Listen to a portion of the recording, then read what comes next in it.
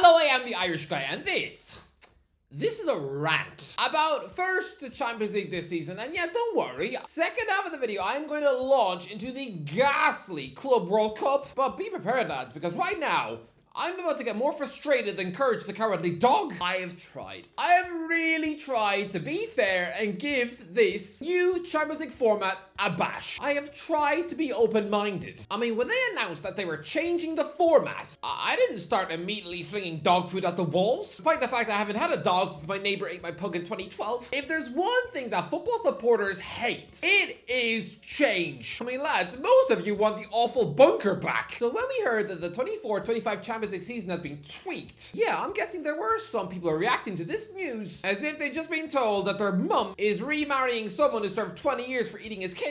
Every time he smiles, you can still see a baby finger in his teeth. Nobody wanted to change the Champions League format. Nobody. This is arguably the most perfect sporting competition in the world. Although yes, I'm guessing from the outside, it probably looks a bit stupid for this still to be called the Champions League, when for years now, it's been accepting teams who finished 4th, and even recently 5th. I mean, Tottenham reached the final of the Champions League. Tottenham? Calling them the champions of anything is like calling me Boovy's mate. I don't think so, lads. But to be fair, if this was a competition solely for every Nations League winners, then it would be an incredibly boring affair. But lads, nowadays, the Champions League group phase means nothing. It makes for a hideously watered down competition with no stakes. Where's the jeopardy?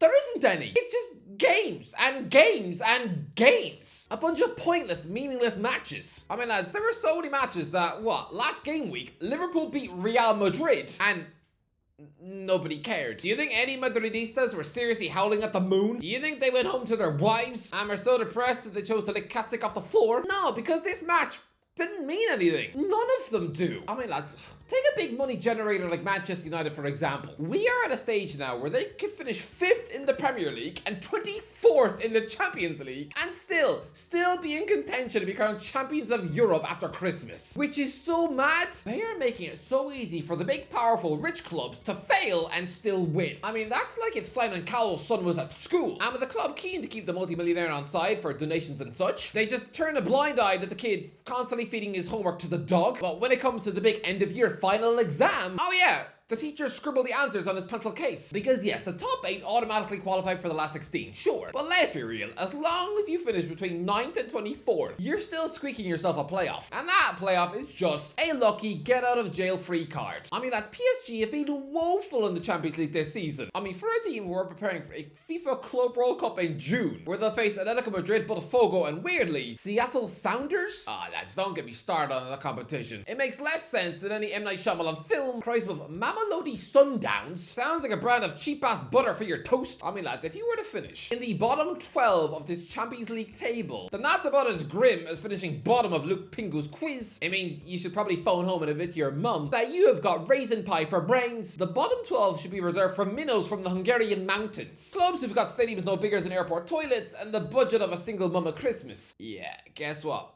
2 clubs currently sitting in the bottom 12 are in the Club World Cup next summer. Make that make sense? Don't let UEFA trick you into thinking this is now more a competitive competition, now that the boring, predictable seeded groups are a thing of the past. No, that's a myth. This bloated group phase, which lasts until the end of January, it makes it so easy for big clubs to fail and still qualify. Because PSG took 1 point from 4 matches. Yeah, try that sort of form in last season's group phase, and there is no chance in a butterfly's arse crack that you are squeaking into the last 16. I mean, does nobody remember how exciting PSG's group was a year ago? On the final match day, Newcastle United were 30 minutes away from qualifying in 2nd, but they came 4th instead. I'm sorry, that final group match against AC Milan, whilst it had a more depressing ending than Marley and me, that was still one of the most exciting matches I've ever watched live. I mean, last season we had Manchester United finishing bottom of their easiest duck break group, and the season before that we saw Ajax, Atletico Madrid, Barcelona, Sevilla, and Juventus all crash out in the groups. I'm sorry, what on earth was boring and predictable about that? We were still being regularly served up shocks, as if they were mini sausage rolls. But now, what shocks are we getting? If this was a normal Champions League season, then Man City would be out. Come on, they failed to win 4 of their 6 matches. They've got 8 points from 6 games. But even after losing to Juventus last night, we know they'll be fine. They could lose their next match against PSG and still, all they would have to do is beat Club Brugge 1-0 at home. And guess what? they're getting a playoff spot. I mean, that PSG versus Man City match is going to be billed as this huge super clash that whoever loses it is kissing goodbye to Europe. Nah, PSG could lose that one as well and then beat Stuttgart away and then they're through. Everyone has so many chances. Having everyone in the same table, it doesn't even work because it's not a fair table. Because in every single league table format in the world, everyone plays each other, usually twice. That is sport. But here, nobody's 8 games are the same. Everyone gets a completely mismatched, randomized bunch of fixtures, conveniently coughed up by an impartial computer. Yeah, this whole UEFA format is solely based on trust me, bro. Trust you. Trust you! Trust some random computer! I would sooner trust that creepy ice cream van driver not to distract me and steal my nephew. I don't even have a nephew. I mean, lads, for example, let's pick 2 teams in France. Okay, PSG have Girona, Arsenal, PSV Eindhoven, Atletico Madrid, Bayern Munich, Red Bull Salzburg, Man City, and Stuttgart. Yeah. I've seen all but 3 of those clubs in Champions League semi-finals. Then look at Brest's run of games. Sturm Graz, Red Bull Salzburg, Bayer Leverkusen, Sparta Prague, Barcelona, PSV Eindhoven, Shakhtar, and Real Madrid. 3 big hitters in there, but everyone else about as scary as any Disney film, which is exactly why a team sitting just 3 points above the relegation zone in France is also stuck in the Champions League top 8. The whole thing is so not fair. This really reminds me when the Premier League were flirting with the idea of introducing a 39th game for every club to be played in random parts of the globe, which is the single worst idea I've ever heard. Even worse than the Super League. Seriously, because it would have completely ruined the whole legitimacy of the entire Premier League season. Because everyone would have played each other twice, sure, but then one team 3 times. I mean, imagine if during Man City's epic title battles with Liverpool that went to the final day. Imagine if Liverpool were then forced to play Chelsea in Japan, whilst Man City were given Norwich in Nigeria. Just what? No. Yeah, this Champions League table is a fake. A completely warped, unfair table. It's like a classroom of students being given different exams each. I mean, some unlucky classmates have to tackle immense IQ tests, whilst others, all they have to do is draw a cat, and then everyone gets marked the same. It's ridiculous. Absolutely stupid. This Champions League table is a sham. I take this about as seriously as I take Tommy Fury's boxing career. It's a fake. This actually feels like the combination of the Super League and Game 39. The 2 worst ideas in football history. They have blended together to become this bloated, fat Super League table full of unfairly lopsided fixture lists. What really gets me about the whole thing, it's meaningless. I'm sorry, but when big clubs are able to fail for months and still squeak through, it's a bit like watching a TV show for 6 years, and at the end, you learn that nothing that happened mattered because it was all a dream. That is enough to make me rage quit and throw the TV out the window, not caring what grandma it squishes on the pavement below. It's so difficult to actually eliminate teams from this Champions League season. We've had to watch RB Leipzig lose 6 games in a row before they were officially expelled.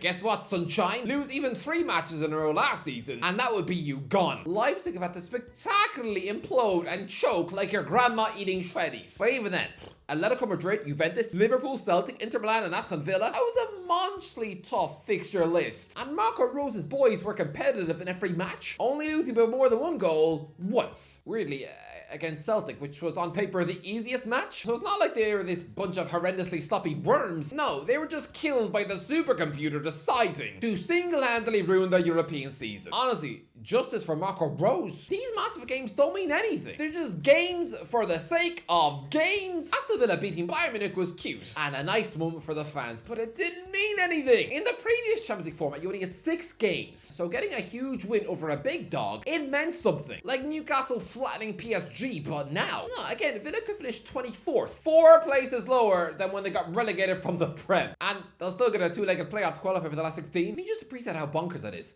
Being rewarded for finishing 24th. 24th gets you relegated from the championship because the stakes have been lowered. It's making for a really watered down competition because so many clubs are stuttering. This is not a coincidence, lads, that Real Madrid, Man City, Bayern Munich, PSG, AC Milan, Juventus, and Atletico Madrid have lost a combined 16 Champions League games so far. That is dreadful. These new invented or heavily modified tournaments, they are ruining football. Because again, is anybody excited for the FIFA Club World Cup in June? I'm pretty sure the players don't even want to be in this thing. They are being punished. I'm pretty sure the likes of Phil Foden, Cole Palmer, and Michael Olise would much rather be spending their summer holidays on a beach in Magaluf. They'd rather be doing that than playing in this super pointless vanity contest in America. Like, seriously, They're all being dragged to the USA. What's mad is that FIFA actually like to pretend that this is a more prestigious tournament than the Champions League. Nah, I'm guessing most of you could probably easily reel off who competed in the last 10 Champions League finals, right? If I asked you to recite the last 10 Club World Cup finals, you would blankly stare at me, as if I'd asked you for Will Smith's middle name.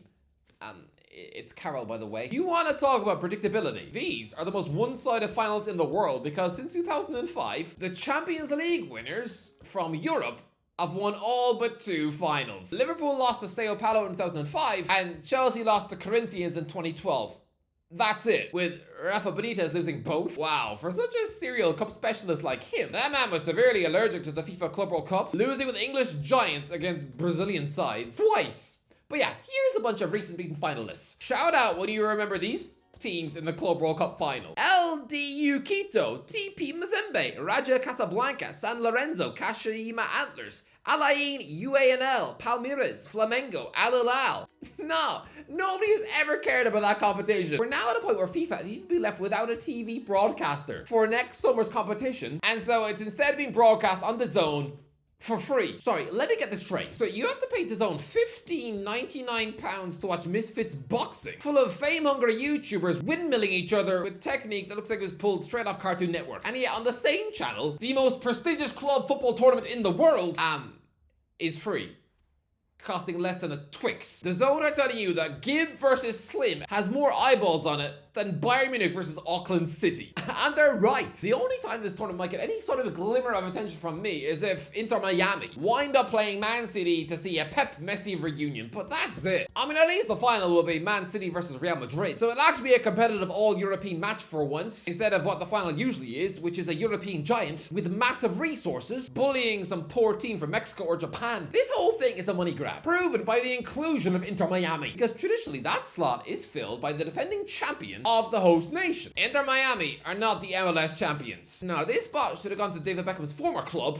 not his current one, because LA Galaxy won the MLS Cup, but their squad has less star quality than a box of Honey Nut Cheerios. I mean, who wants to see Maya Yoshida and Joseph Pencil when you can invite Messi to the party, right? The whole thing feels like a giant Marco Royce snub. I don't want the revamped FIFA Club World Cup because nobody cares about this competition. It is not competitive. It never has been. European clubs generate far more money than other continent sides, far more. And even still, you're still including Red Bull Salzburg. Really? The team messing up their Champions League season in embarrassing fashion. Even they must be confused to get an invite in the post. It'd be a bit like me receiving a letter from Hogwarts. The Salzburg chairman probably still thinks it's a prank. But yeah, lads, I don't even know how to keep up with the Champions League this season, because I don't know who's playing who or where anyone is in the table. Nobody can memorize that in their head. Each team has 8 games to make it right. The only sides Man City beaten so far are Slovan Bratislava and Sparta Prague. And yeah, does anyone think Pep's team won't make it out of the group? No. There's more chance of you admitting that you fancy Swans. These competitions are now fake, money-spinning piggy banks. That's all they are. Just an excuse to make the rich richer and the powerful more powerful. It's an ego boost for these stuffy rich suits. Is there any more bigger clue that the FIFA Club World Cup trophy is literally engraved with the FIFA president's name? Seriously,